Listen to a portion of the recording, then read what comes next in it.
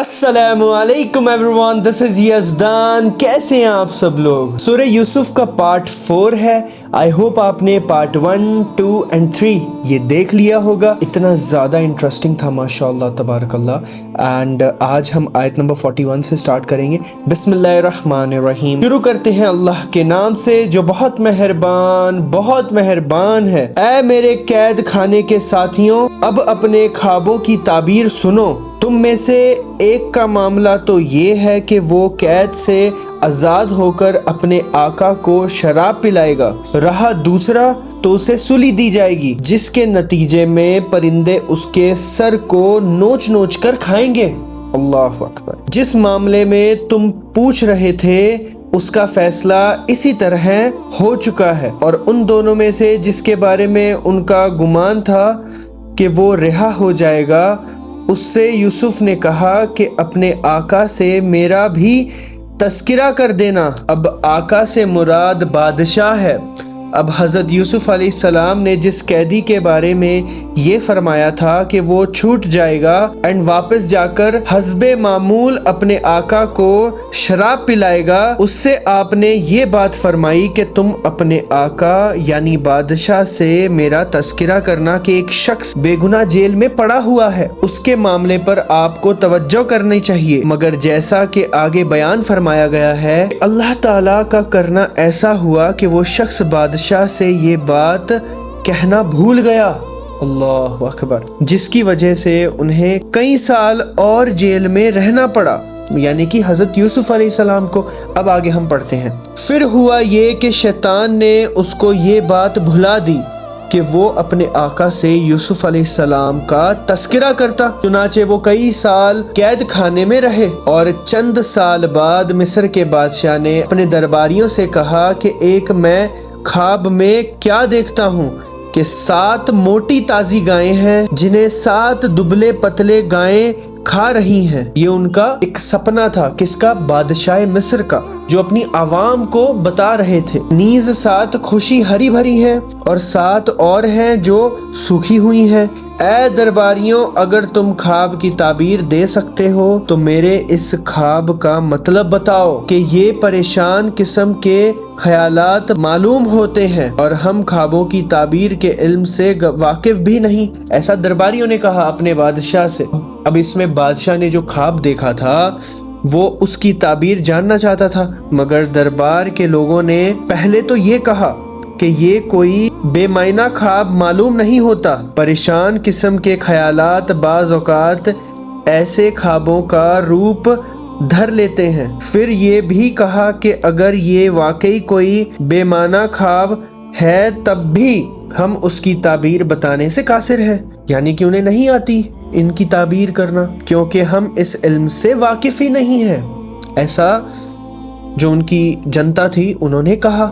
اور ان 2 قیدیوں میں سے جو رہا ہو گیا تھا اور اسے ایک لمبے عرصے کے بعد یوسف کی بات یاد آئی تھی، اس نے کہا کہ میں آپ کو اس خواب کی تعبیر بتائے دیتا ہوں، بس مجھے یوسف کے پاس قید خانے میں بھیج دیجئے۔ اب یہ وہی قیدی تھا جس کو حضرت یوسف علیہ السلام نے اس کے خواب کے یہ تعبیر دی تھی کہ اسے جیل سے رہائی مل جائے گی، اور جب وہ رہا ہوا تھا تو اس سے کہا تھا کہ اپنے آقا یعنی اپنے بادشاہ سے جا کے میرے بارے میں ذکر کرنا، مگر وہ ان کا ذکر کرنا بھول گیا۔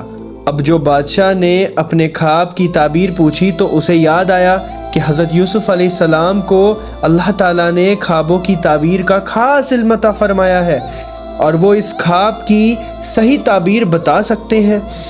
اس لیے اس نے بادشاہ کو بتایا کہ قید خانے میں ایک شخص ہے جو خواب کی بہترین تعبیر بتاتا ہے، آپ مجھے اس کے پاس بھیج دیجئے۔ اب چنانچہ اس نے قید خانے میں پہنچ کر یوسف سے کہا، یوسف، اے وہ شخص جس کی ہر بات سچی ہوتی ہے، تم ہمیں اس خواب کا مطلب بتاؤ کہ 7 موٹی تازی گائیں ہیں جنہیں 7 دبلے پتلی گائیں کھا رہی ہیں، اور 7 خوشی ہرے بھرے ہیں اور دوسرے 7 اور ہیں جو سوکھے ہوئے ہیں۔ شاید میں لوگوں کے پاس واپس جاؤں اور انہیں خواب کی تعبیر بتاؤں، تاکہ وہ بھی حقیقت جان لے۔ اب حقیقت جان لینے کا مطلب بھی یہ بھی ہے کہ وہ خواب کی صحیح تعبیر سمجھ لیں، اور یہ بھی ہے کہ حضرت یوسف علیہ السلام کے بارے میں حقیقت حال سے واقف ہو جائیں کہ ایک شخص ایسا نیک اور راست باز انسان بے گناہ قید میں پڑا ہوا ہے۔ اب یوسف علیہ السلام نے کہا تم 7 سال تک مسلسل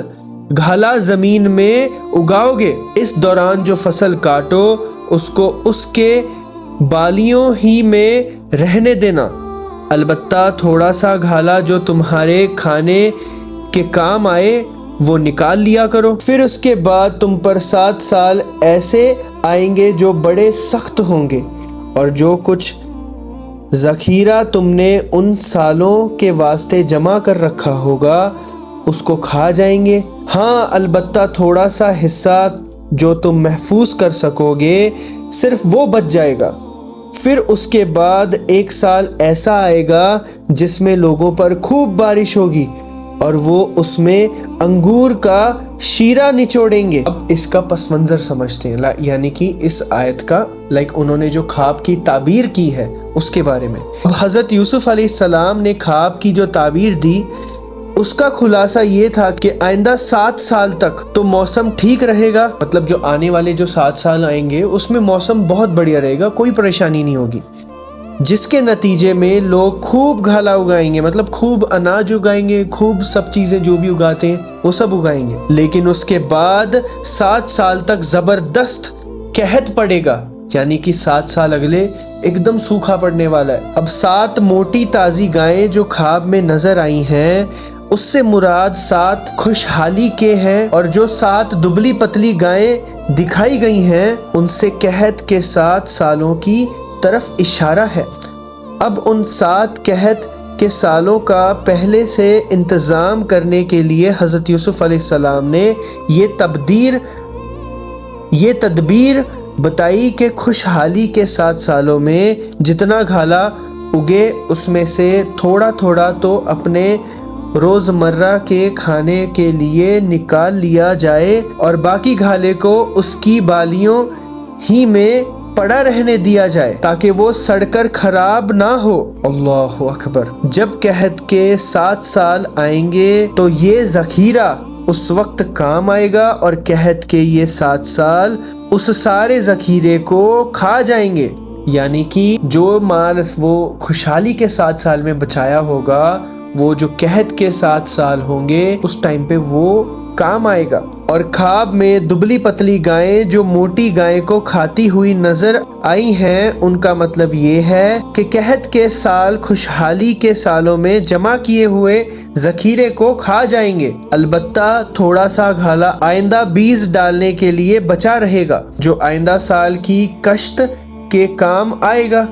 چنانچہ اگلے سال خوب بارشیں ہوں گی اور لوگ انگور کا خوب رس نکالیں گے۔ اب آگے سمجھتے ہیں۔ اور بادشاہ نے کہا کہ ان کو یعنی یوسف کو میرے پاس لے کر آؤ۔ چنانچہ جب ان کے پاس ایلچی پہنچا تو یوسف نے کہا اپنے مالک کے پاس واپس جاؤ اور ان سے پوچھو ان عورتوں کا کیا قصہ ہے جنہوں نے اپنے ہاتھ کاٹ ڈالے تھے، میرے پروردگار ان عورتوں کے مکر سے خوب واقف ہے۔ اب اس کا مطلب سمجھتے ہیں، یہ وہی عورتیں ہیں جنہوں نے اپنے ہاتھ کاٹ ڈالے تھے حضرت یوسف علیہ السلام کو دیکھ کر۔ اب یہاں پھر قرآن کریم نے واقعی کے وہ حصے حذف فرما دیا ہے جو خود سمجھ میں آ سکتے ہیں، یعنی حضرت یوسف علیہ السلام نے خواب کی جو تعبیر دی تھی وہ بادشاہ کو بتائی گئی۔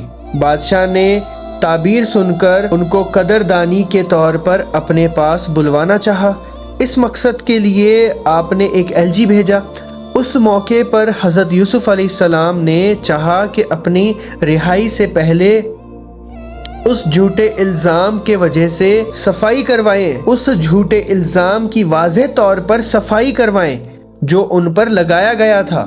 اس لیے اس مرحلے پر انہوں نے ایلچی کے ساتھ جانے کے بجائے بادشاہ کو یہ پیغام بھیجا کہ آپ نے پہلے ان عورتوں کے معاملات کی تحقیق کریں جنہوں نے اپنے ہاتھ کاٹ ڈالے تھے۔ اب کیونکہ ان عورتوں کو ساری بات معلوم تھی اور ان کے ذریعے حقیقت کا معلوم کرنا زیادہ آسان تھا، اس لیے زلیخا کے بجائے ان کا حوالہ دیا، اور اگرچہ یہ تحقیق جیل سے رہا ہونے کے بعد بھی کی جا سکتی تھی، لیکن حضرت یوسف علیہ السلام نے شاید اس لیے یہ طریقہ اختیار فرمایا تاکہ بادشاہ اور عزیز مصر وغیرہ پر یہ بات واضح ہو جائے کہ ان کو اپنی بے گناہی پر اتنا یقین ہے، وہ بے گناہی ثابت ہوئے بغیر جیل سے رہا ہونے کے لیے تیار نہیں ہیں۔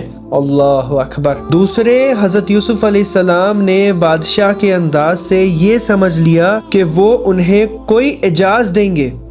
اس اعزاز کے ملنے کے بعد تحقیقات کے بغیر جانب دارانہ ہونے میں لوگوں کو شکوک اور شبہات ہو سکتے تھے، اس لیے آپ نے مناسب یہی سمجھا کہ جیل سے اس وقت نکلیں جب غیر جانب دارانہ تحقیق کے نتیجے میں الزام کے ہر داغ دھل چکے ہوں۔ اللہ تعالیٰ کا کرنا ایسا ہوا کہ بادشاہ کو حضرت یوسف علیہ السلام کی سچائی کا یقین ہو گیا۔ جب ان عورتوں کو بلا کر ان سے اس انداز میں سوال کیا جیسے اسے ساری حقیقت معلوم ہے، تو وہ حقیقت اس انکار نہ کر سکیں، بلکہ انہوں نے حضرت یوسف علیہ السلام کی بے گناہی کے صاف لفظوں میں گواہی دی۔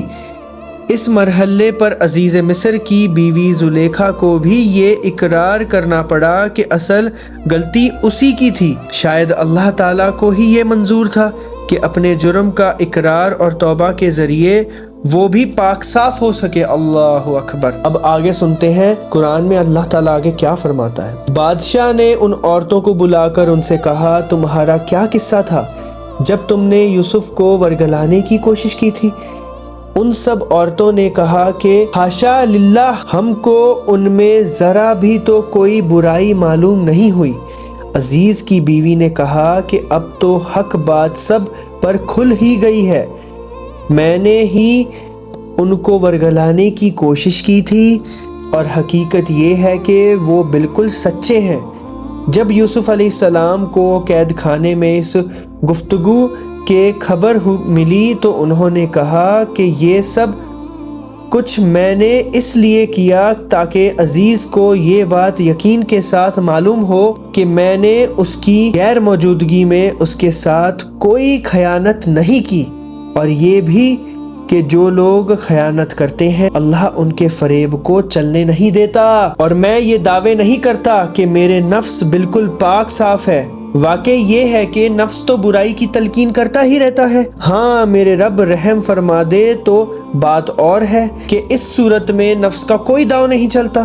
بے شک میرا رب بہت بخشنے والا بڑا مہربان ہے۔ حضرت یوسف علیہ السلام کی توجہ اور ابدیات کا کمال دیکھیے کہ اس واقعہ پر جب ان کی بے گناہی خود ان عورتوں کی اعتراف سے ثابت ہو گئی، تب بھی اس پر اپنی بڑائی کے مظاہرہ کرنے کی بجائے یہ فرما رہے ہیں کہ انتہائی خطرناک جال سے جو بچا ہوں اس میں میرا کوئی کمال نہیں ہے، نفس تو میرے پاس بھی ہے جو انسان کو برائی کی دعوت دیتا ہے، لیکن یہ اللہ تعالیٰ کا رحم و کرم ہے کہ وہ جس کو چاہتا ہے اس کے فریب سے بچا لیتا ہے۔ البتہ دوسرے دلائل سے یہ بات واضح ہے کہ اللہ تعالیٰ کا یہ رحم و کرم اسی پر ہوتا ہے جو گناہ سے بچنے کے لیے اپنی سی کوشش کر گزرے، جیسے حضرت یوسف علیہ السلام نے دروازے تک بھاگ کر کی تھی اور ساتھ ہی اللہ تعالیٰ سے رجوع کر کے